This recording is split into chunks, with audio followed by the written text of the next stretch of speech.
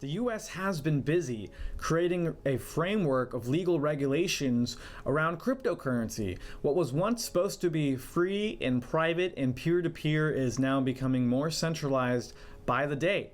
This next story comes to me, was at least inspired by Lola Leetz, contributor for TheRage, which writes about financial privacy and cryptocurrency and freedom.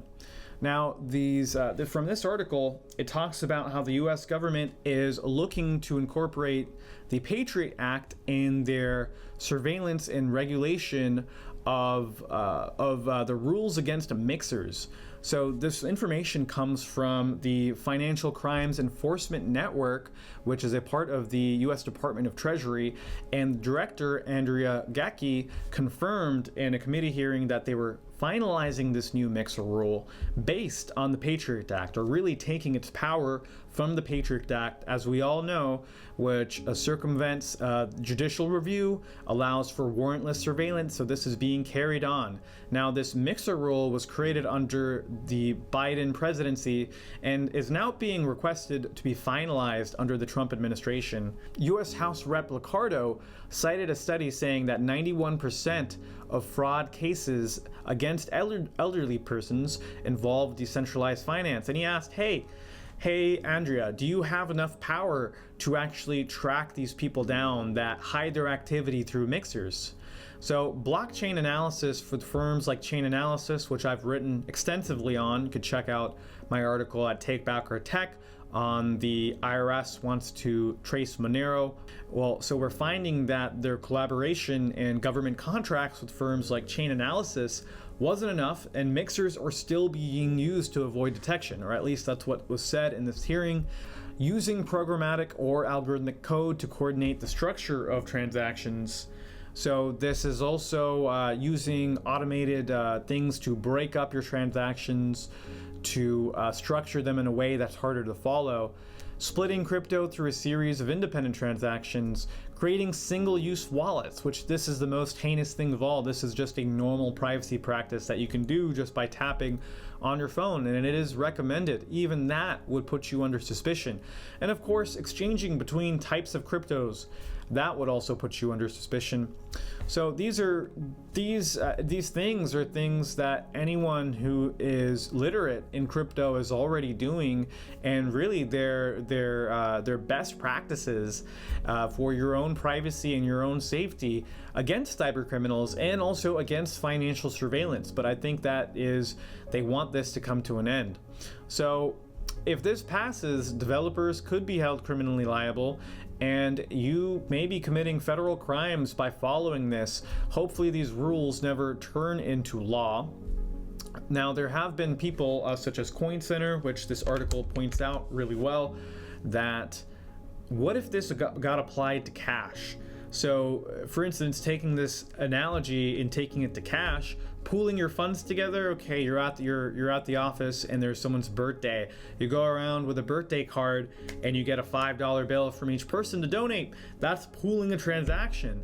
That would become a financial crime. So just by using that analogy, you can see how ridiculous this is, and it's just a means to get power over something they are feeling insecure about.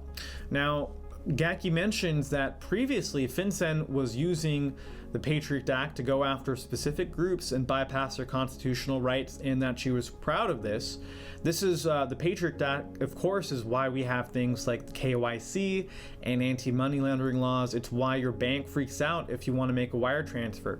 Now, another representative on this committee, Representative Castens, he was also pushing a mixer ban, and he wanted stronger mixer laws. He even wanted to ban mixers for 2 years. Well, it turns out this guy received money from FTX associates. You might remember FTX, Sam Bankman-Fried, which embezzled funds from their exchange and put it towards political donations. So, of course, he hired Sam Bankman-Fried's brother. Let's find this. He hired his brother as a congressional aide, and also he received $10,000 from FTX as a donation. So it just goes to show you that the hypocrisy when these representatives are saying, hey, we need stronger rules, but it's really a gray area whether they're receiving embezzled funds from other people. They say they want to protect the elderly, but they may be complicit in a scam themselves. In a separate but related topic, the Digital Asset Market Clarity Act, or Clarity as it's known, was recently amended. Here's the latest draft. And you may remember this, it's been rebranded several times. It used to be the Trump Anti-CBDC Surveillance Act, right? Super anti-CBDC and anti-surveillance. Well, no, that's not the case. It's imposing that any service that acts as a service provider for the exchange of cryptocurrency must register under the SEC. So this could be a trading platform. It's really anything that takes your coins and does something automatically with them. Or it could be an escrow, or it could be a peer-to-peer exchange. So this would impact centralized exchanges and custodial wallets, right? Because when you use a custodial wallet, it's actually someone else holding your coins for you. It's this aspect of control, which I had to really peel away the layers in this bill and understand. It's really about who has control of the coins. If you're a service provider and you have control of the coins, you need a money transmitting license, which is ridiculous. So of importance to this story is this money transmitting business status was what was used against Tornado Cash developer Roman Storm, and also the Samurai wallet developers this year. So if we go to page 57 in this bill, you can see the one thing that they tweaked here: non-controlling blockchain developer or provider of a blockchain service. So this is the one thing they tweaked because there was a big backlash on, hey, you are holding software developers criminally liable for people laundering money with their software. So this creates a exclusion for the software developers, but it does not change if you operate an exchange like this or a mixing service. You are still a money transmitter. So this non-controlling blockchain developer or provider of a blockchain service it means a blockchain developer or provider that in regular course of operations does not have the legal right or unilateral or independent ability to control, initiate upon demand, or effectuate transactions involving digital assets that users are entitled to without the approval, consent, or direction of any other third party, which the third party in this case, I guess, means the SEC.